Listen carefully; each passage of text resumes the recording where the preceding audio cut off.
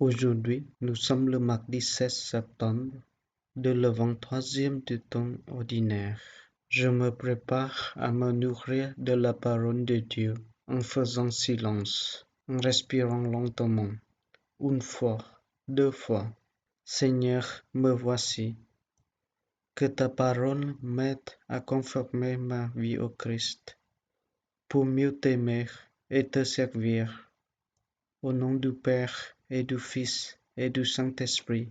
Amen.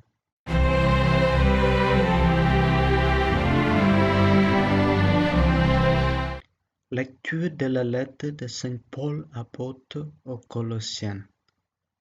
Frères, menez votre vie dans le Christ Jésus, le Seigneur, tel que vous l'avez reçu. Soyez enracinés, édifiés en lui. Restez fermes dans la foi, comme on vous l'a enseigné. Soyez débordants d'actions de grâce. Prenez garde à ceux qui veulent faire vous devoir par une philosophie vide et trompeuse, fondée sur la tradition des hommes, sur les forces qui résistent le monde, et non pas sur le Christ, car en lui, dans son propre corps, habite toute la plénitude de la divinité. En lui, vous êtes pleinement complet, car il domine toutes les puissances de l'univers. En lui, vous avez reçu une circoncision qui n'est pas celle que pratiquent les hommes, mais celle qui réalise l'entier dépouillement de votre corps de chair. Telle est la circoncision qui vient du Christ. Dans le baptême, vous avez été mis au tombeau avec lui, et vous êtes ressuscité avec lui par la foi en la force de Dieu, qui l'a ressuscité d'entre les morts. Vous étiez des morts parce que vous aviez commis des fautes et n'aviez pas reçu de circoncision de votre chair. Mais Dieu vous a donné la vie avec le Christ. Il nous a pardonné toutes nos fautes. Il a effacé le baiser de la dette qui nous accablait en raison des prescriptions légales pesant sur nous. Il l'a annulé en le clouant à la croix.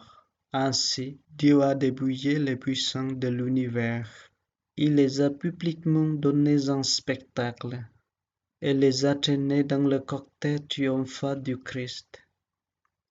Parole du Seigneur.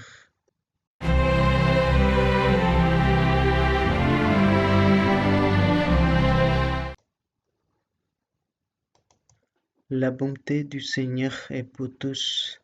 Je t'exercerai, mon Dieu, mon roi. Je bénirai ton nom toujours et à jamais. Chaque jour je te bénirai. Je louerai ton nom toujours et à jamais. Le Seigneur est tendresse et pitié, lent à la colère et plein d'amour. La bonté du Seigneur est pour tous, sa tendresse pour toutes ses œuvres. Que tes œuvres, Seigneur, te rendent grâce, et que tes fidèles te bénissent. Ils diront la gloire de ton règne, ils parleront de tes exploits.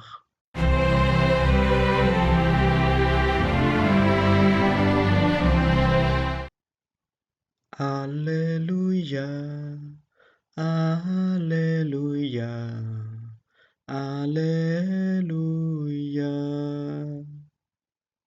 C'est moi qui vous ai soigné, afin que vous alliez, que vous portiez du fruit, et que votre fruit demeure, dit le Seigneur.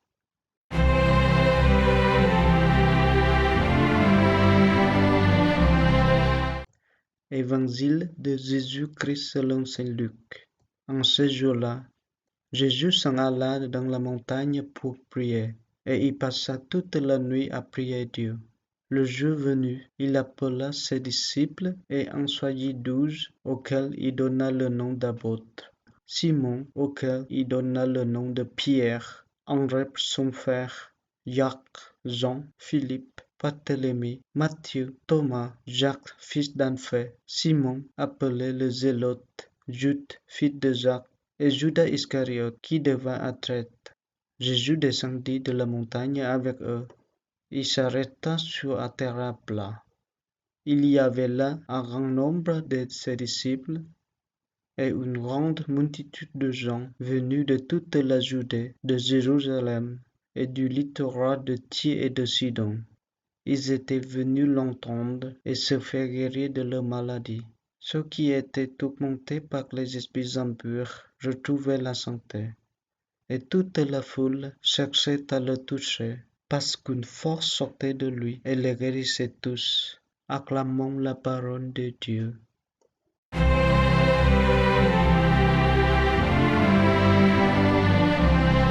Comme tout ce que j'ai pu vivre, les mots et expressions qui m'ont marqué, les pensées qui m'habitent, les situations peut-être qui me sont venues à la mémoire.